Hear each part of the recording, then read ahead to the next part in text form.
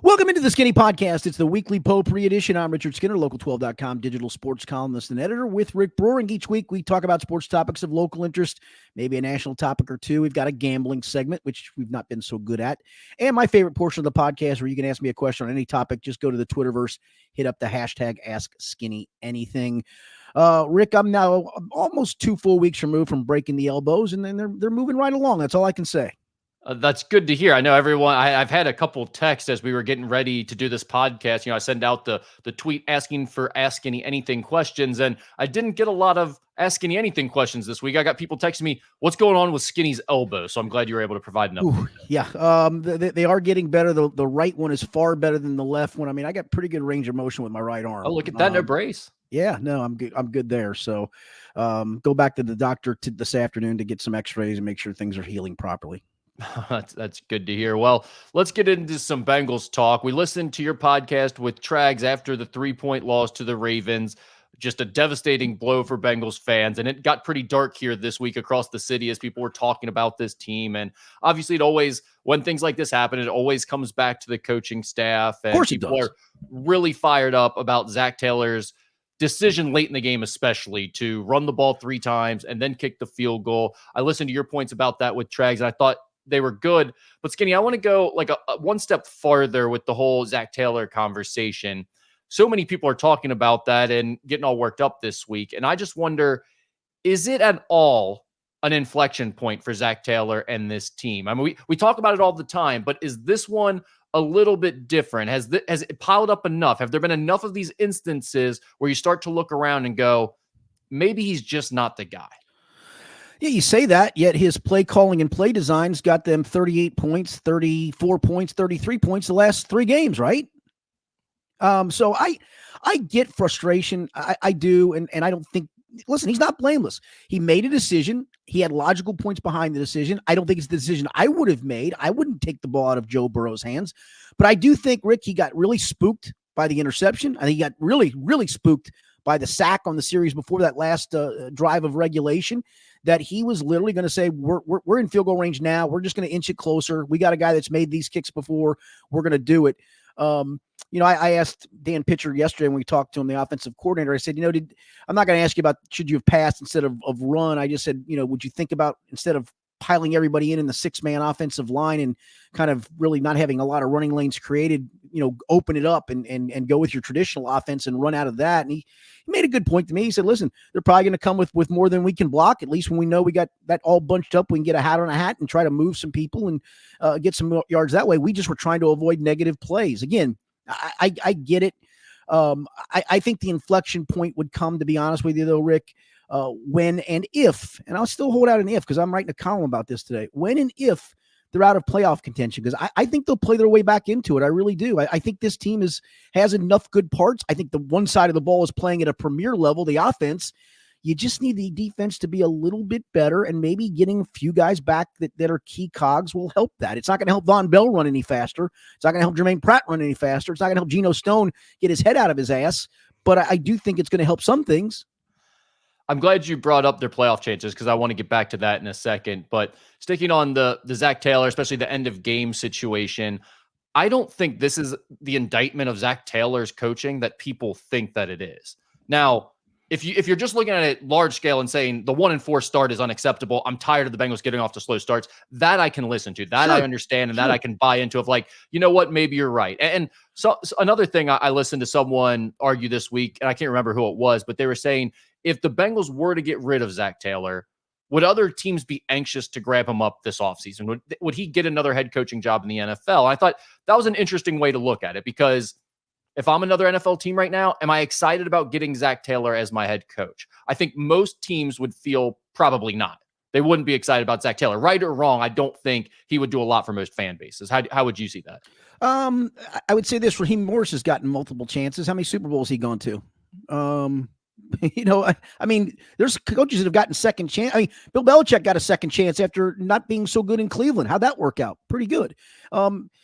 Zac Zac has a pretty good resume on his hand at the moment. He really does. And again, this season, you have to see this thing play out too. I think that's the thing. I mean, listen, whether you like, he's not getting fired tomorrow. He's not getting fired in this season, even if it goes completely haywire. It may come at the end if it goes really haywire. I don't even think it comes then, Rick. It's just not their MO.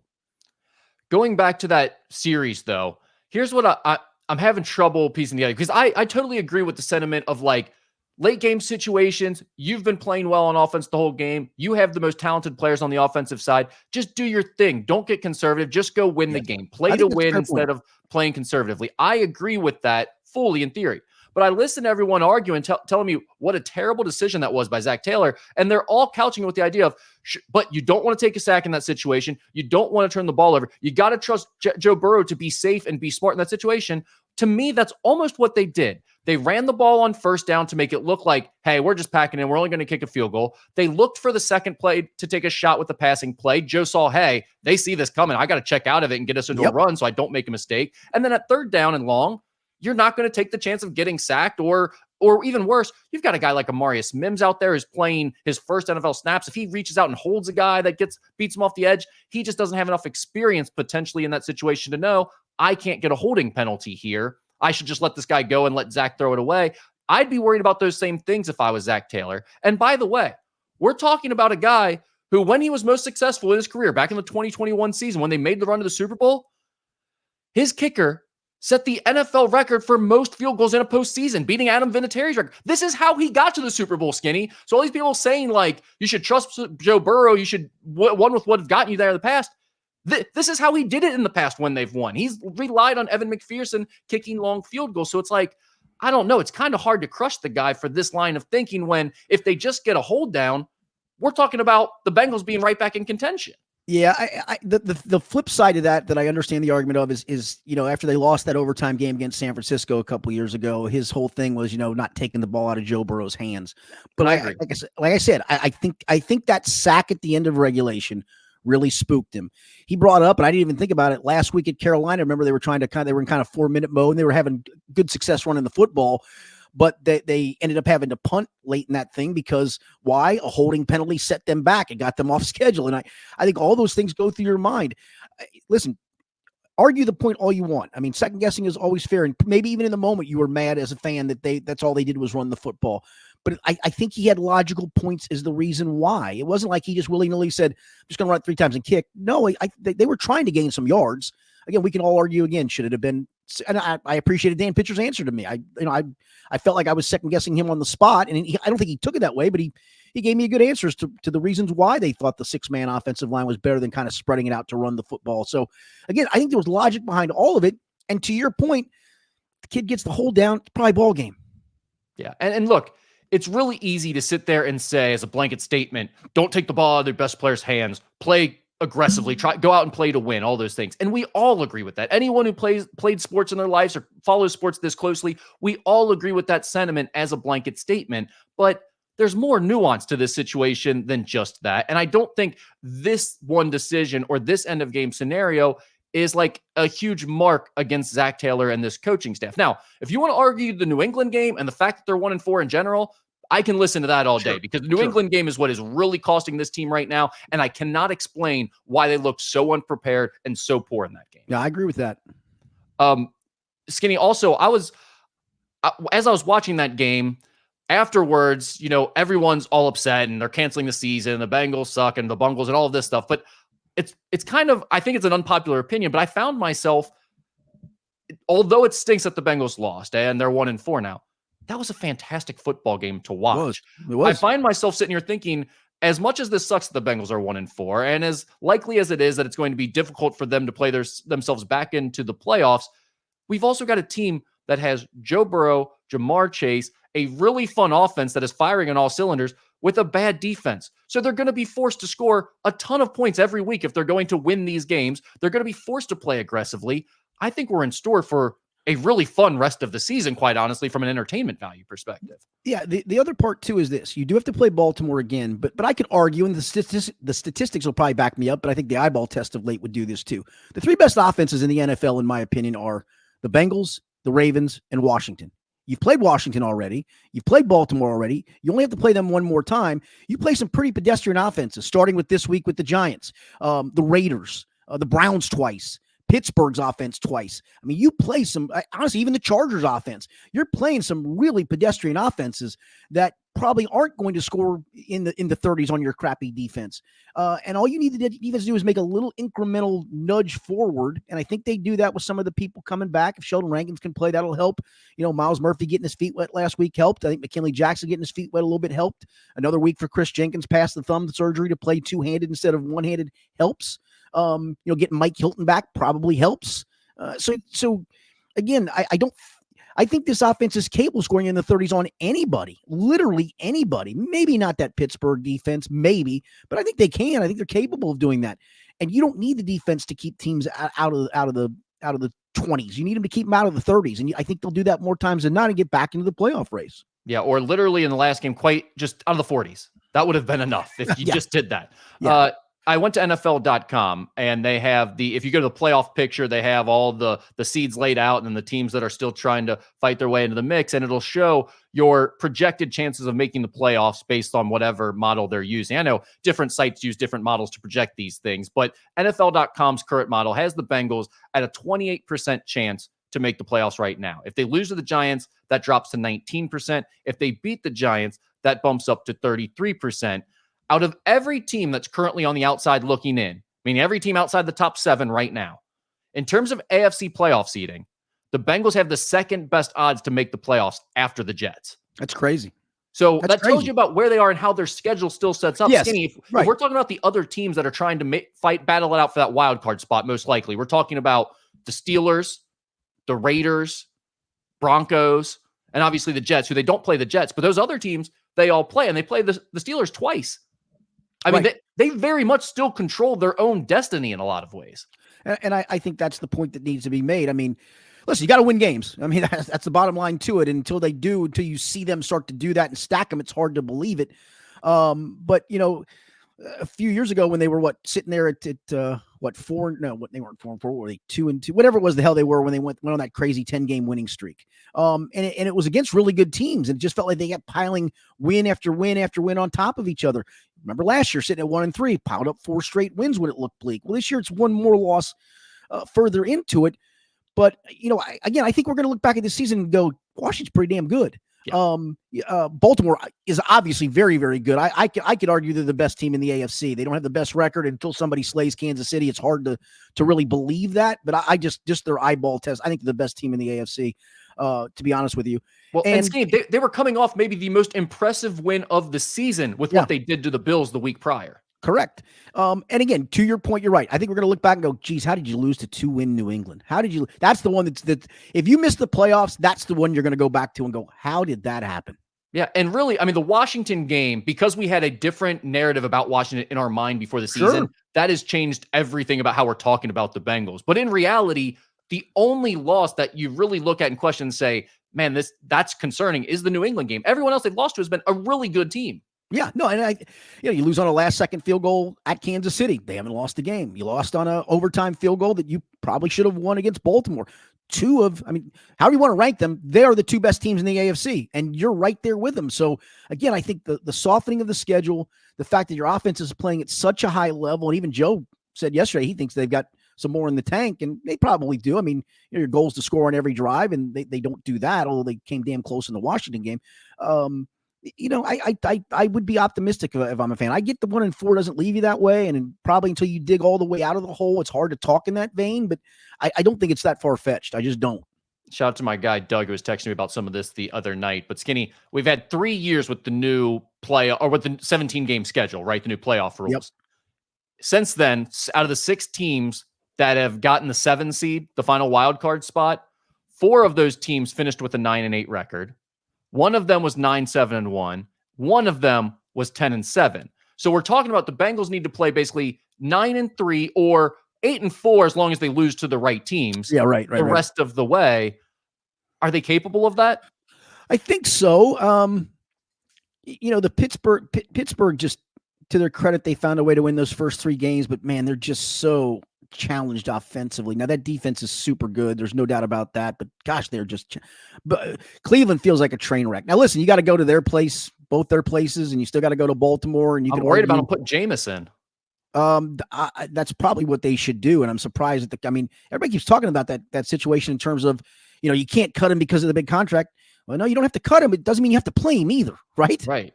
Yeah. That's what I don't understand. Better right now with what you're doing. It might help him to sit down a little bit and reset. Yeah, I'm with you. So are they capable of it? Yeah, I think they are. Yeah, I do too. When you look at it that way, when you say, this team has to play 8-4 football potentially, and you're talking about, you can lose to the Eagles, you can lose to the Cowboys, you can lose to the Ravens again or at the Browns or something and still be good. That feels doable for this team. I know they're 1-4. I know when you think of it that way, it sounds like this team is terrible and everything's over. But when you look at it for what they actually have to do, and again, the offense looks fantastic. I know the defense is a disaster, but the offense looks really, really good. Yeah, no question. That's the if you had issues on both sides of the ball, then we can talk about not digging out of 1-4. But when you're elite on the one side of the ball, again, you just need the other side to be a little bit better. You don't even need to be a lot better, just a little bit better. And I do think they're capable of that. Yeah, I was concerned that Jamar Chase was going to quit on this team. He was going to be a head case all year. I was worried about all types of things unraveling, and that's not, they're good to go. They look like the group we wanted them to be, other than the defense is just not anywhere close to what they were supposed to be. So, all right, we'll talk more about that as we get into our betting segment later on, but let's move to the Reds. Skinny, huge news broke over the weekend, and obviously it's been continuing into this week as they introduced their new manager. Terry Francona is going to be with the Reds. We've talked so much about we don't know how much the manager really matters in baseball, right? Does it matter if they get rid of David Bell or not? Who knows? The manager doesn't really matter. How much does this manager matter? I think a lot, because what was the one thing that we heard that kind of led to David Bell's demise? The lack of accountability, right? Well, this guy's got cachet where he can hold you accountable, and there's not a damn thing you can do about it. He can just show them his World Series rings. And I think he's one of those managers. I think he's the guy that knows when to put a foot up your ass and knows when to pat you on the back. He just seems like he has that perfect personality to do those kind of things. And so, I do think it matters. The other thing, Rick, and I could be wrong in this, and I'm probably reading too much into this. He was the one that was interested in this job. He's the one that approached them about, wanting this job. And I can't imagine he didn't get some assurances from management that they weren't going to help fix the roster a little bit, right? I can't imagine he takes this job without some assurance that, hey, we're going to add a couple of pieces here. And we got, and probably he looked at it too and goes, well, if McLean can come back and I got LE and I've got a nice little nucleus, and if they're in a nice nucleus of young pitching, if they are going to add to that mix, then we're not far away from being a playoff team. And I know what it takes to get a team to the playoffs. And so I think it's a perfect mix. Let me play devil's advocate on that point, because I think a lot of people are saying the same thing you are, of if he's coming back, this is a guy who won 2 World Series titles. He was the AL Manager of the Year 3 times during the last decade with the Guardians.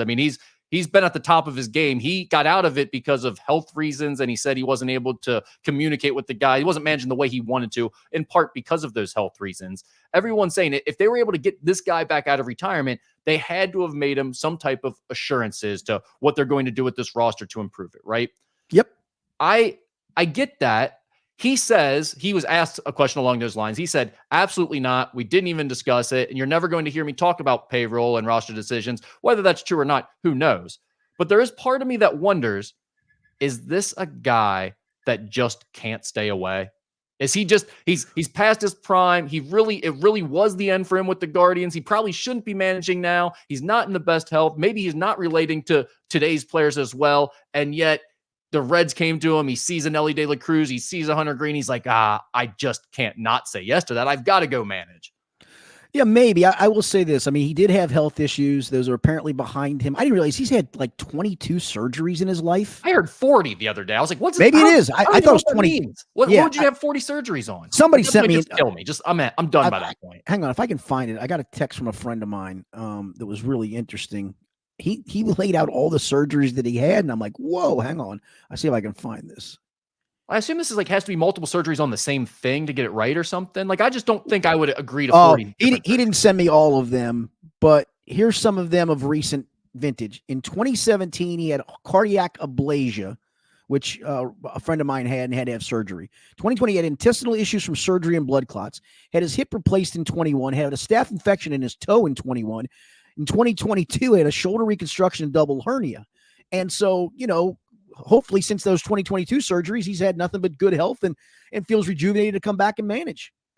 And he very well might. Look, a big part of me and most of my feeling on this is the Reds did the best possible thing they could have in this situation. There was almost nothing they could have done with the manager that would have made me say, great job. You've done all you can do. This seems like you're moving in the right direction. They went out and did that. So just from a standpoint of looking like they take this seriously, they do have some type of plan and they're trying to improve and make this thing better.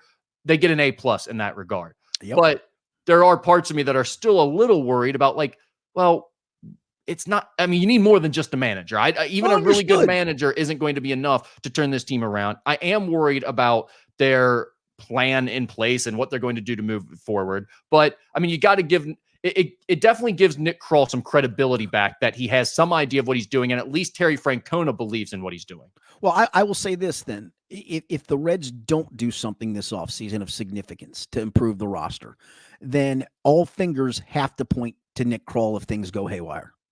That's the thing. You brought in a guy with credibility. David Bell didn't have much credibility because David Bell had not managed before, other than his last name. And again, I get that. You got to see a guy do it before you can believe in him, and he never really did it. So it was hard to really believe in him or give him a pass, or have him built up any equity. He built up none. This guy's got a lot. He's got a lot, of cachet behind him. And so if things go haywire, I don't think it will be pointed at him. It'll be pointed at Nick Kroll and management of not doing anything. And I just don't see them bringing a guy in like this and then going, yeah, we're good. I just don't see that. Yeah, I think that's probably right, more so than not. It just the whole accountability thing is interesting to me because when I hear that, I often think of look, if your team needs to be held accountable, you've got losers in your locker room to begin Agreed. with. No, you're grown men, you're professional. But in the case of David Bell, I did think it was a bit weird that each of the last 2 seasons, we had articles being written about Luke Maley needing to give impassioned speeches to this team when they were down and needed it most. It's that seems like something's going on there with a lack of respect for the manager. I think the accountability also would come in, and I'm going to point it at Ellie, for example. It's hard not to write Ellie's name on the lineup card each and every day because he was your best player overall, period. He played an important position at shortstop. You really didn't have, other than Santiago Espinal, a day to give him off. They rarely gave him any days off. But he made enough base running blunders that at some point you go, I got to sit you down for a bit here, my guy, and we're gonna have to stop doing some of these things.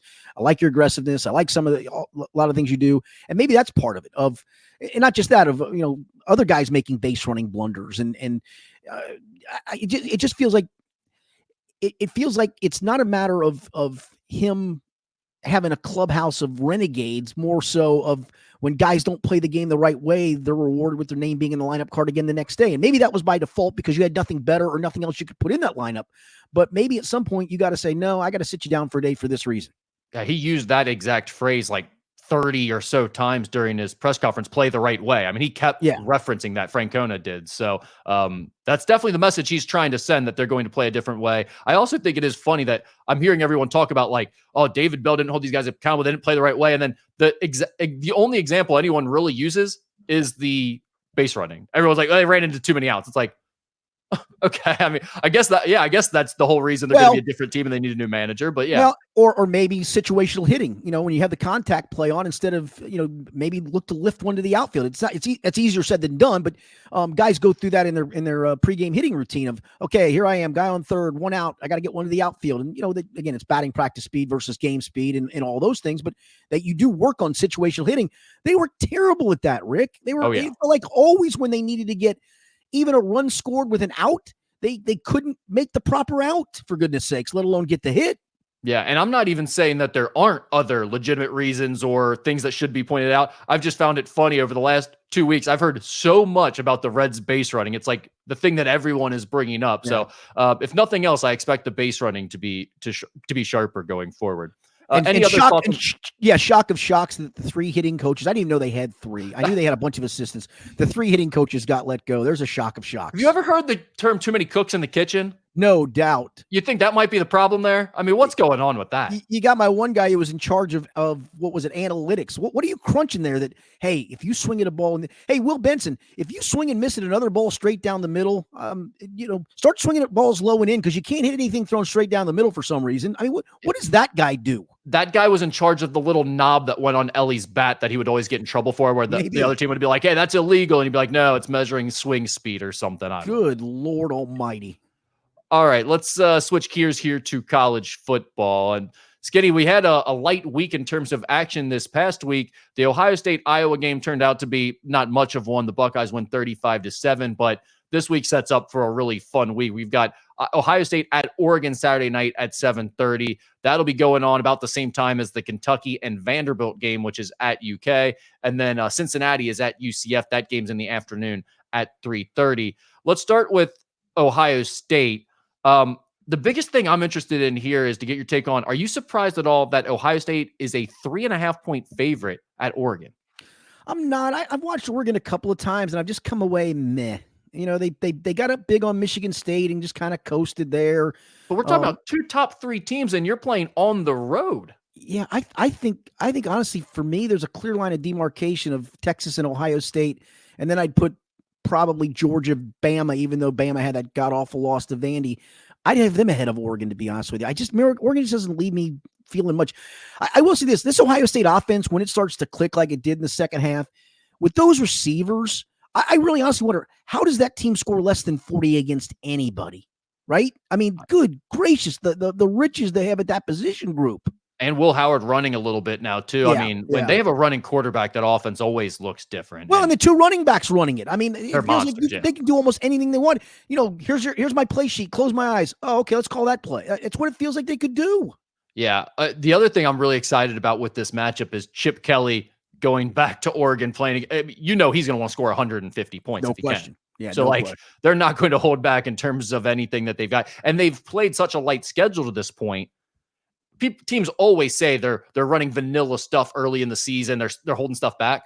I believe that with Ohio. I do too. I feel like they've ran almost nothing to this point. Yeah, so do I. I'm kind of with you on that. That hey, we know when our first big matchup is.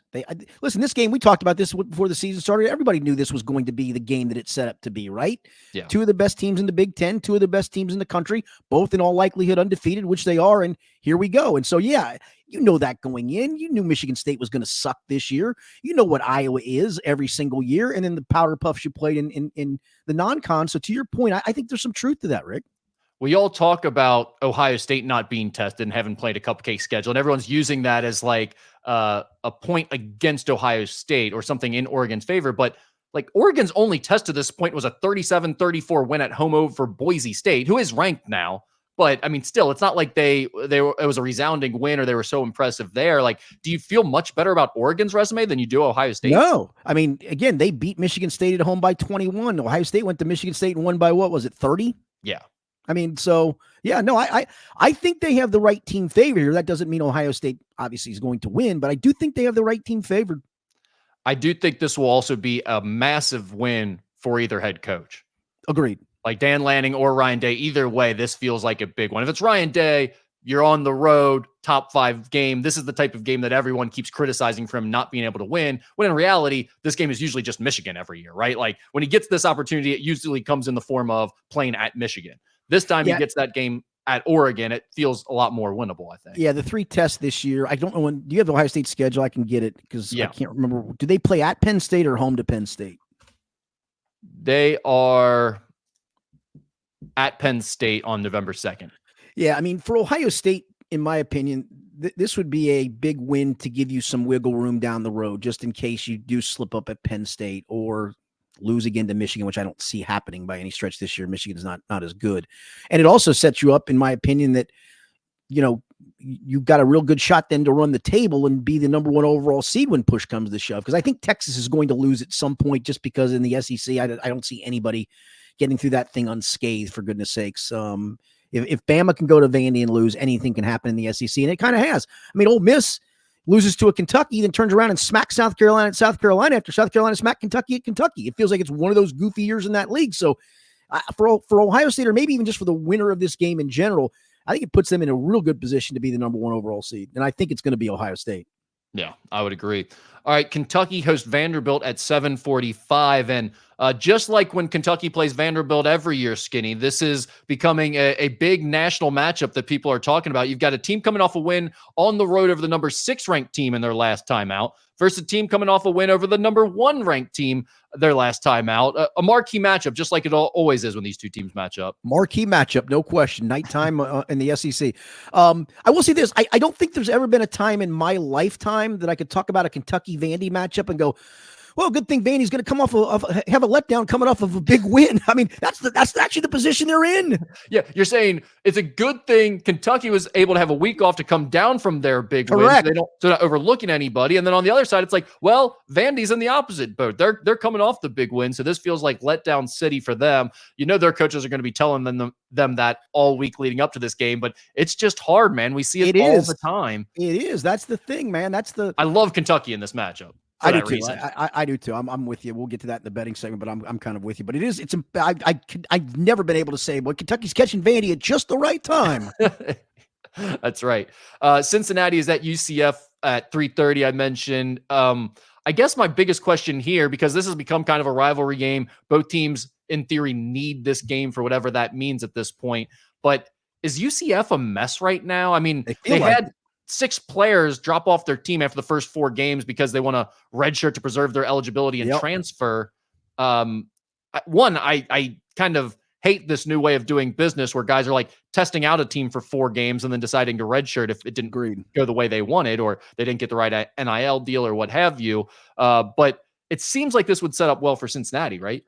Well, and don't forget, I hate to use this, but it's just a fact of life. I mean, those students just went through the hurricane, right? Yeah, real life distractions. My daughter lives in Orlando, and I was up most of the night just chatting with her, making sure things were going okay. And at one point, she said, "Yeah, I think we're going to move to the bathroom just because it's getting really windy outside." And I'm watching it, and wind gusts are 70 to 90 miles an hour. I'm like, probably a good idea. And then text her maybe 5 o'clock in the morning. And I said, it looks like it's almost all the way out of the state. She goes, yeah, the wind isn't howling as bad. We're back out in the living room. Her friend had a 3rd floor apartment, so they were well above whatever waters. Her apartment actually, she and her roommate put some sandbags around their front door because she has a 1st floor apartment. There's a lake close by. I don't think the lake would flood into them no matter what the rain would be like. And I don't think it did.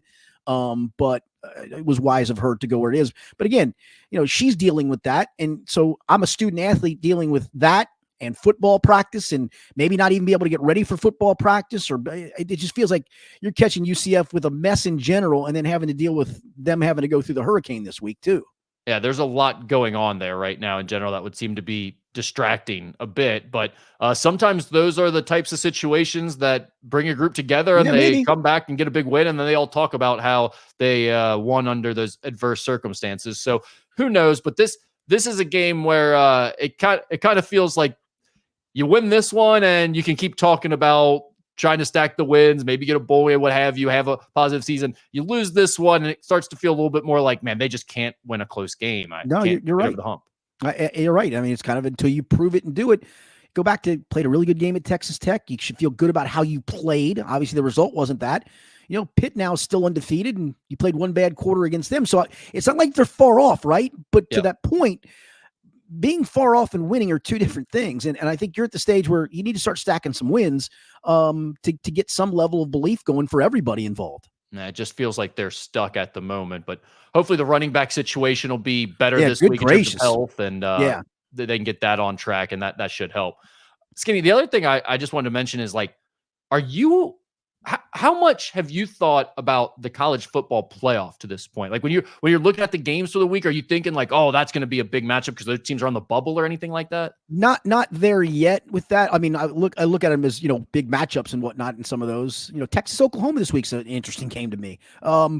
Even though Oklahoma is, I think, a 2-touchdown underdog at home to Texas. I think it's obviously always a good rivalry game, and it's a conference game and all those things. No, I don't think we're quite there yet. I don't think we'll get there, honestly, Rick, until we get to maybe game 8 or 9, because I don't see many teams getting through unscathed this year. I just don't. I mean, there's not many left that are unscathed. I haven't been doing that either. I haven't really thought about it at all from week to week in terms of it like enhancing the drama or intensifying my interest. But It feels like there's a bunch of jumbled teams are going to be together, and how are you going to sort out their resumes when all is said and done? Like, again, so this week, 2 undefeateds play, so that means between Ohio State and Oregon, one of them's coming away with a loss. I mentioned Texas, in my opinion, is going to lose somewhere, and I think they're great. I think they're an outstanding team, but they're going to lose somewhere. I mean, so you're going to look up and go, how do I sort out all these 2-loss teams? And boy, we got a bunch of really good 3-loss teams. How am I sorting all those out? And at the same time, Skinny, I'm watching week to week, and I can't figure out why this season is so fun. I mean, it feels amazing. Every week there's like crazy drama. Even if I'm not interested in the games, they end up being great. There's interesting storylines. I mean, like, well, I keep forgetting, like the other day, I think it was a noon kickoff. And I was sitting around flipping, getting my elbows, trying to get my elbows better. So I got a chance to just sit down and do nothing on Saturday, but watch college football. That was the advantage of that. And I'm watching the noon game, like, oh, that's pretty cool. UCLA going to Penn State. It doesn't feel like that. I'm like, wait a minute, that's a conference game, you dope. I mean, I forget some of that stuff. Right. And it's like this Saturday night, we have Oregon, Ohio State. Next Saturday, we get Georgia at Texas, Skinny. I mean, just unbelievable matchups on a weekly basis. And that's my point. You're going to have some of these teams with, again, I go back to this. If Kentucky somehow they have to get through Tennessee, you go to Texas with 2 losses, you have to put yourself in the college football playoff conversation. They're a long way from doing that. Hell, they could lose to Vandy this week for all I know. But I mean, even a team like that can look back and go, yeah, you had your one stumble against South Carolina, and you almost beat Georgia, which only has maybe 1 loss the whole season. So, and with marquee wins over Ole Miss and a marquee win over a Tennessee and maybe a marquee win over a Texas. I mean, it's just sorting out these resumes is going to be really, really interesting when the season's over with. I guess that's kind of my point is we haven't even started talking about the impact of the college football playoff yet, or at least I haven't been thinking about it. No, I haven't either. Content out there that's doing it more, but I haven't come across that where people are really getting into like this team's a bubble team or not. And yet I'm already like all in on this college football season. It feels like every week there's great storylines. And I'm like, it's only going to get better in the final weeks of the season when we really start talking about the impact of the playoff and where all those teams are at. And this year it's going to be more incredible than ever because like you said, there are so many teams jumbled up there for those 12 playoff spots. So we talked about the freshman receivers last week that have been fun to watch this year. Yep. Just a lot going on in college football that's made it entertaining. All right, let's get to our pick'em segment. Last week we were both 3-1, and both of our best bets hit. You just said Ohio State. I had the Bengals and the Rams on a teaser. That's like 4 best bets in a row, I think, that have hit for me, at least. That's a good one. I think that's only the second best bet that's hit for me. I had Georgia in the opener, and then maybe I'm 3-3 in best bets. That one just fell. Yeah, because I think I had Illinois that one week against Penn State. So I think I've won 3 best bets. I think I've won 2 in a row. So we're both on a roll. So you can fade us on maybe the picks for the locals if you want, but you might want to stick with us for best bets. That's right. All right, Saturday at 3:30, we've got Cincinnati at UCF. UCF is a 3.5-point favorite, and the total is 58.5. I'm going to go UC gets the outright win here. They're coming off the week off. To your point, maybe get some of the running backs back. Not a disgrace the way they lost to Texas Tech, and we could also argue a bad call cost them a win at Texas Tech. So I'll go UC 30, UCF 27. 27. Just barely the under for me. So yeah, barely the under. So UC and the under. I'm going to go UCF 35, UC 30. So UCF and the over, kind of a wonky score there, but that kind of feels like every UC game. It gets high scoring, it gets weird. So there's a penalty, there's a turnover, there's a touchdown, and it's like, okay, they got a chance, they're going to do it this time, and then something weird happens and they don't win. Saturday at 7:30, we've got Vanderbilt at Kentucky. 13.5-point favorite are the Wildcats. 44.5 is the total in this one. I will say Diego Pavia, the quarterback for Vandy. I got a chance to watch him last year when he was at New Mexico State. Actually, last couple of years, he is fun to watch, and he does a lot of things off script, and that can be dangerous at times. But I am going to go down with a little bit of a letdown factor. It sounds goofy, but it happens. It's real. I think this Kentucky defense is real. It's. I think it's proven it almost every week, other than a couple of big plays against South Carolina. So that's a good consistency factor for me. I'll go Kentucky 31, Vandy 13. 31-13. So that is the under by 0.5 point. Is that what you want? I'm going with the under by 0.5 point. Yes. Okay. So 44, the total is 44.5. That's Kentucky and the under, which we're both on the same side of this one then too. We are on different sides in the UC game in terms of the spread. We're on the same side here. I like Kentucky 28, Vanderbilt 10. I'm in the same boat. I love Kentucky in this matchup. Almost considered even making it a best bet for me this week, just because that Vanderbilt letdown feels so real right now. Does. I mean, it's an Alabama win. I'm not even mad at them for having a letdown. If I was a fan of them, I would be like, go ahead and have your letdown. You earned it. It's fine. Exactly. Saturday at 7:30, we've got Ohio State at Oregon. The Buckeyes are a 3.5-point favorite, like we talked about. The total is 52.5. Oh, man. So I was right on the total. No, I wasn't. My bad. Ohio State 38, Oregon 23. I think they beat them comfortably. I really do. I believe in this Ohio State team. You said 38-22? 23. 23. So Ohio State and the over.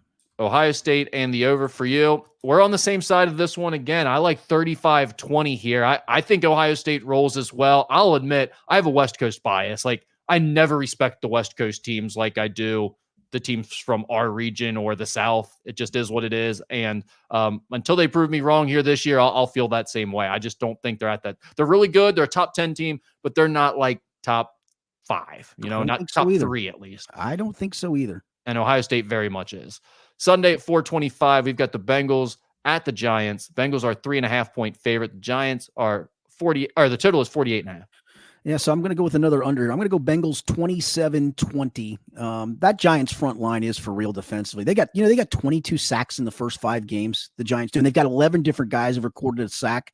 But I still think this Bengals offense is humming enough. I don't think they get the 30 in this one, but I do think they get in the upper 20s, and I just don't think Daniel Jones can make enough plays. The Bengals run defense, Rick, in 2 of the last 3 games, other than that Derrick Henry run, they held Baltimore in check. I thought they held, Washington, go back to that game, they held them to about 3 yards per carry. So they've improved in some ways. Again, you can't keep giving up a big play like they did to Derrick Henry. But the Giants are coming off, I think, 175 yards rushing at Seattle. I think they gang up to stop the run, and I don't think Daniel Jones can beat them. What was the final you had there? 27-20. So the Bengals in the under.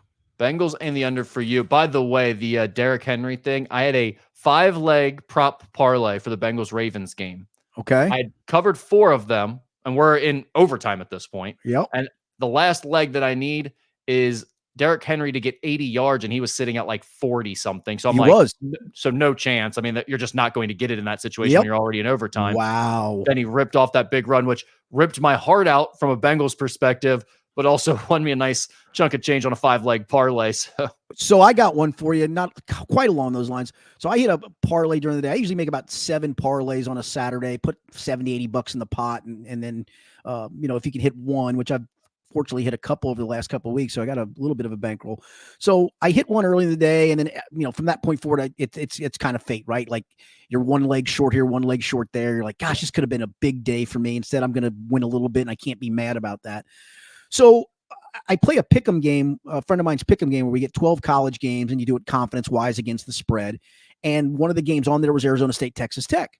And I took Arizona State for like 2 points. It wasn't very much, but I took Arizona State on that. So I made a 14 parlay of the late games that night. There was 2 10 o'clock kickoffs that I never saw a play of, and then 2 8 o'clock kickoffs. And out of the 8 o'clock kickoffs, so I started going backwards. And so I caught that one. Look back at because I fell asleep, I think, on those 2 8 o'clock kickoffs too. I went, oh yeah, that Kansas over was going to be easy with Arizona State. And I'm like, oh crap, Texas Tech covered. So I started going through my tickets, and sure enough, I looked. For whatever reason, I picked Arizona State in his game, but I picked Texas Tech on the parlay. That's called hedging your bets, I guess. I've had it happen the opposite way enough times that whenever that happens to me, where I accidentally pick the winning team, I don't feel bad about that because it's like I've earned this. I accidentally picked the losing team plenty of times that have screwed me over. Exactly.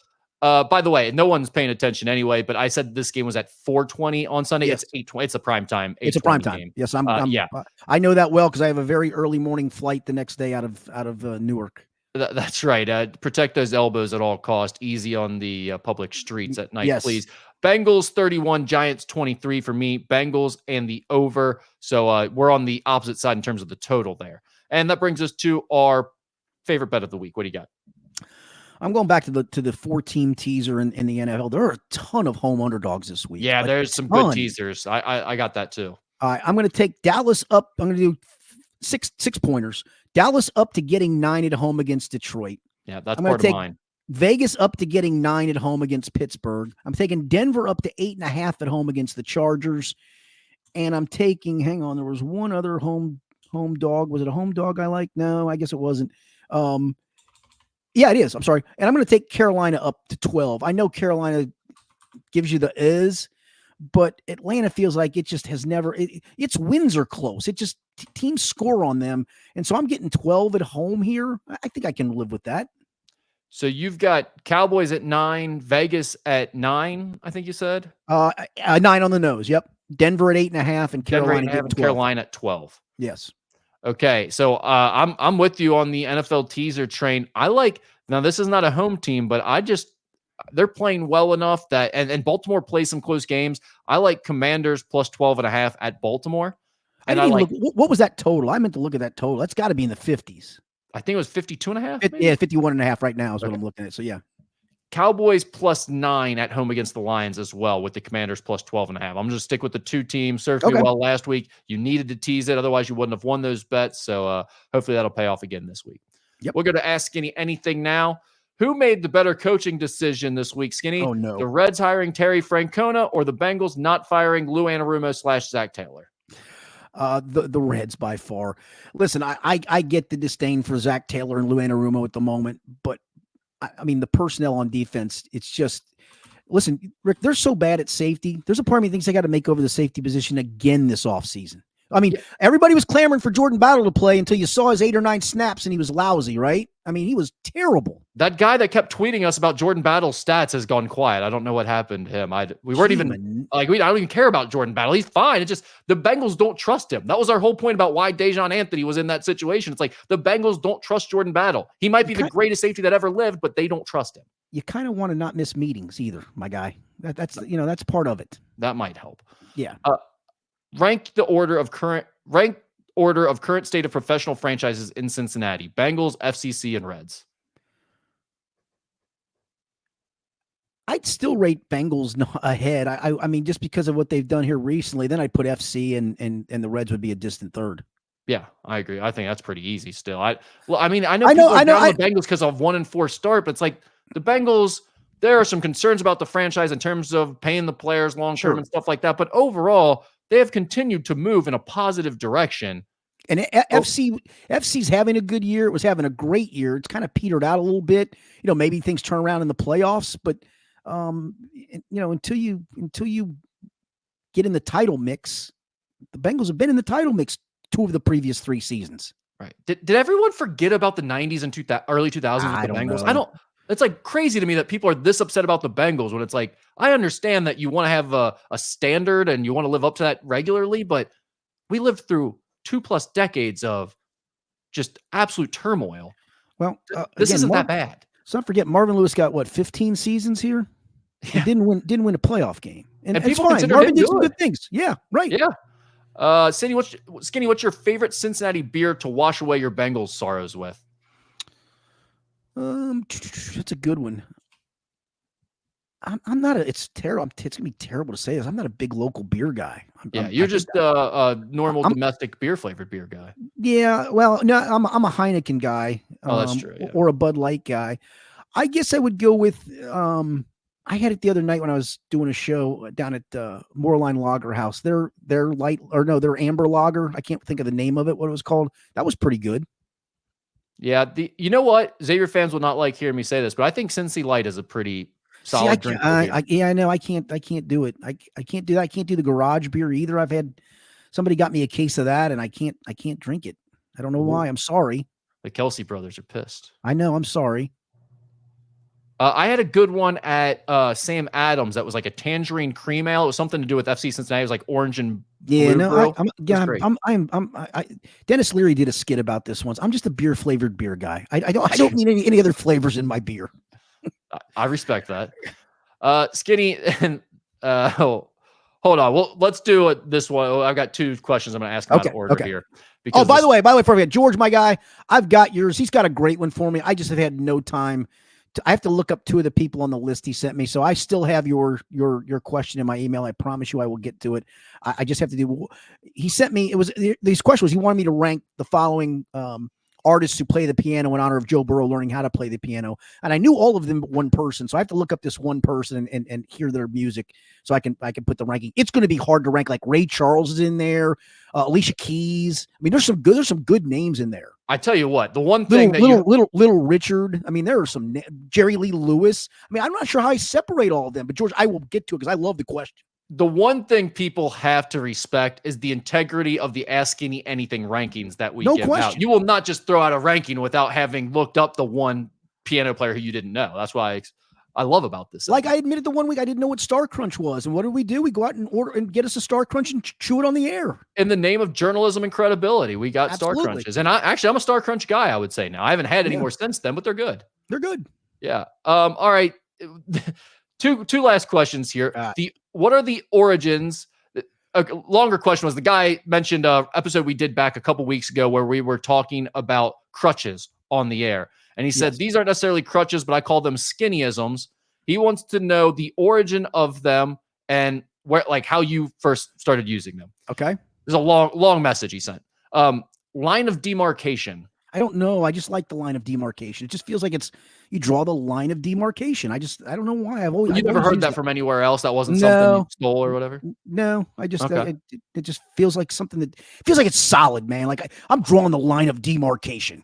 I like line of demarcation. I've had other people ask me about that, but I never knew the origin. It is funny. I'm glad this guy's doing this because we all have crutches, and so I'm not telling you I'm infallible by any means. I've got a ton of them. Oh yeah, we talked about him a couple weeks ago on one of the shows, and we went into a couple of them. But he had a few more listed out here that he wanted to know about. It just is. He just does. You just can't. Anytime Skinny is emphasizing a point. I don't know. I just don't know. It is what it is. I just do that. Yeah, there you go.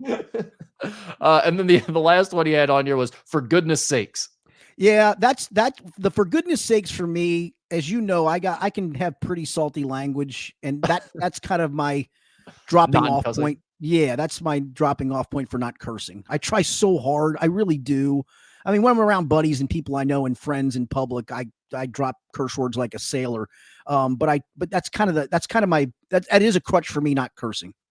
Do you think working in sports lends to cursing more? I don't know, man. I cursed from a young age. So did I. Someone asked me about that. If they were like, do you think that like, because I was saying, I curse too much. And they were like, oh, that's probably because you work in sports. And I was like, well, I don't think that has anything to do with it. I think I was always like this, even as a kid. But then I started thinking, I was like, I don't know, maybe they're right. Maybe that is part of my issue. I mean, cursing is a big part of sports, right or wrong, right? And I don't know why that is. It just is what it is. And it's more, they just do, Skinny. They just do. I'm drawing, and that's what I draw the line of demarcation at trying not to curse in this show. And we appreciate that. We don't always do a good job, but your boss appreciates when we do refrain from cursing. Yes. So we'll try to continue that streak we have going right now. We'll wrap it up with this. Is your injury affecting your ability to stripe your underwear with deodorant as you're known to do? No. So here's what I do. It's great. It's a great question. Well thought out question.